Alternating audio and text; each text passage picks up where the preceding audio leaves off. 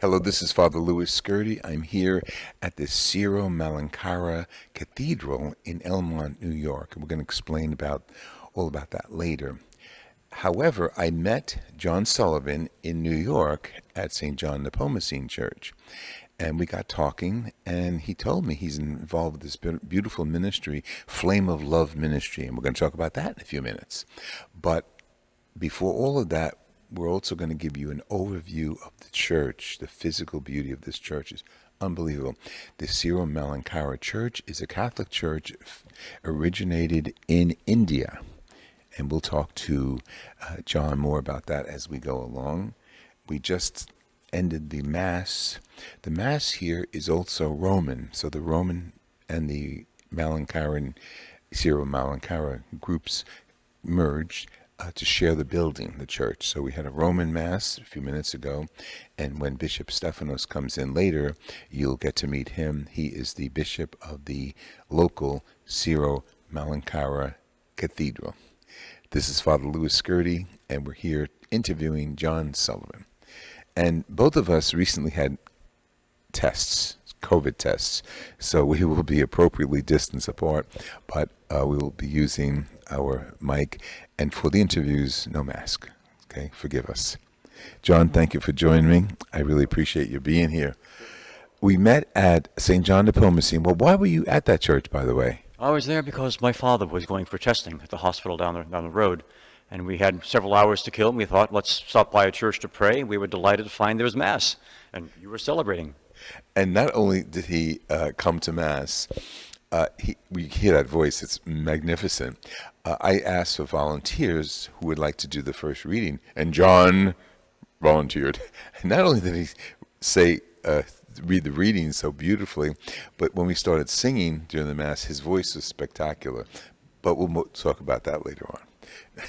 John's nice meeting. John, tell me about your ministry. Oh, certainly. Flame of Love is a really rather remarkable devotion, a relatively new devotion in the Church.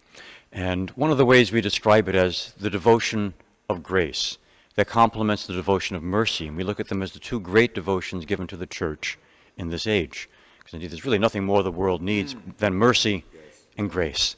And grace is always found. What was the origin of this ministry?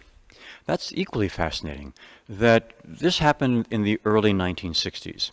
And Jesus and Mary began communicating with a widowed mother of 6, also a third-order Carmelite, in communist Hungary, of all places to break out. So interesting, we had Mercy come to Poland in the 30s, and then in the very early 60s, this happened.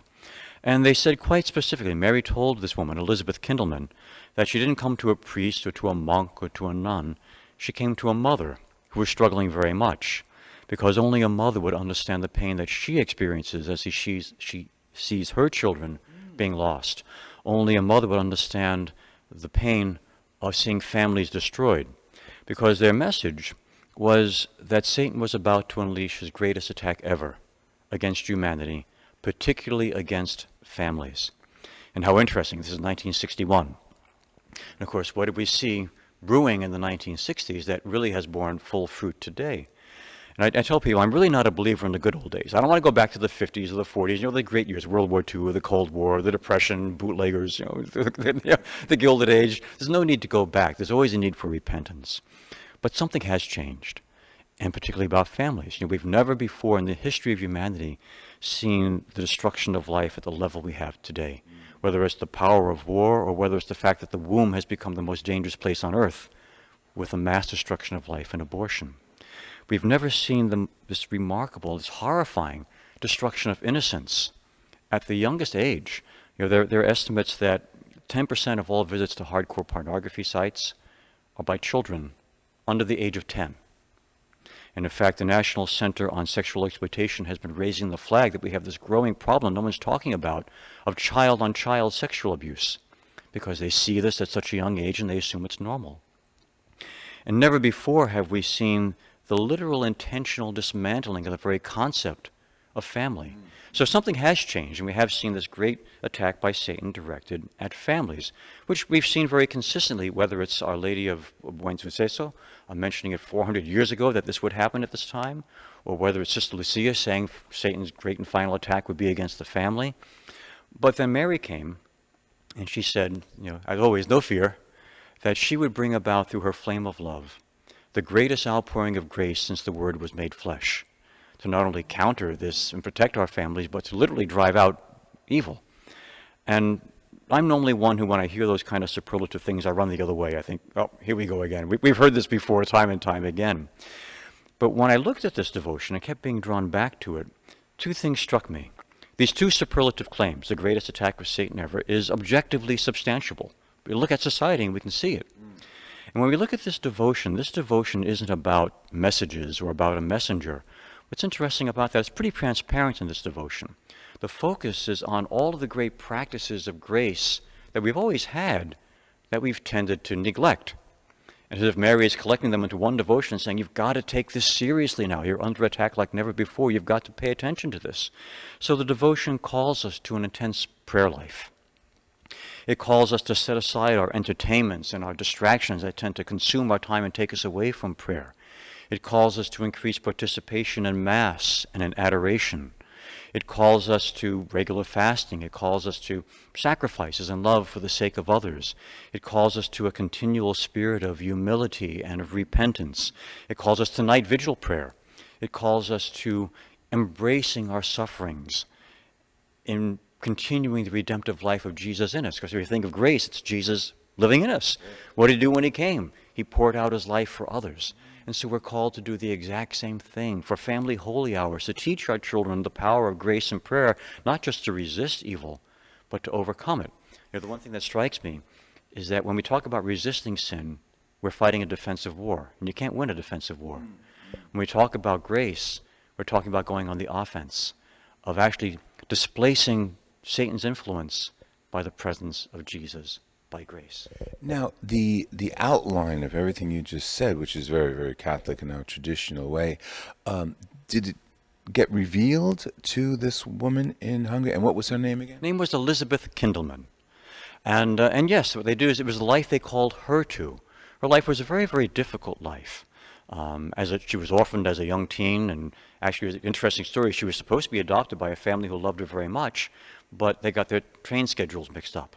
So she wound up on the streets of Budapest, just barely able to keep a roof over her head and food in her belly.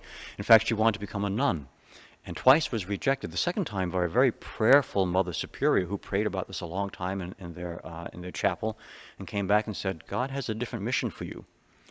And so her life was very, very hard. And then finally, she was a soprano in the church choir, and she met a much older man who was the first tenor, and they married, and they had 6 children, but after 15 years he died. And once again, she was reduced to poverty. In fact, she found a job at the local military canteen, I think, where she worked 12 hours a day, and she took the scraps home to feed her family. And they fired her because they found that she had a statue of Mary and candles. This is communist Hungary. So her life was very difficult, filled with suffering. And then Jesus began, and Mary began communicating with her in what was a very classic dark night, where she almost lost her faith, wondering, why am I even doing this? And they began to tell her about this flame of love, and they began to ask her to do these things. So they asked her to stay up at night and to pray. So the visions were of Jesus and Mary? Yes, of Jesus and Mary, primarily in locutions. And something that has... Explain locutions. Certainly. This is where it wasn't necessarily Jesus and Mary coming and appearing her, or coming at like a Fatima or like a Lourdes. They were where she would sense their very real voice within her. And she had great doubts about this. She wasn't someone who said, oh, this is me. This is great that they're talking to me. It was, is this really real? Is this Satan? Is this deception? And many times she felt that way. The devotion has gone through very great scrutiny. This was in the 60s. In the 80s and the 90s, it leapt, as Mary said it would, across the ocean and took very deep root in Latin America. And we had several bishops and cardinals approve the devotion. But the biggest examination came back to Hungary, and of course that was a challenge under communism. And then finally in 2009, Peter Cardinal Erdo, who was the primate of all Hungary, conducted a many, many-year investigation investigating because you always wonder when you hear people claiming locutions, is it real? Is it deception? Is it imagination? Is it whatever it is? Is it mental illness? And after a very thorough investigation, did not only approve the statutes, but granted juridic personality. That's a really technical term.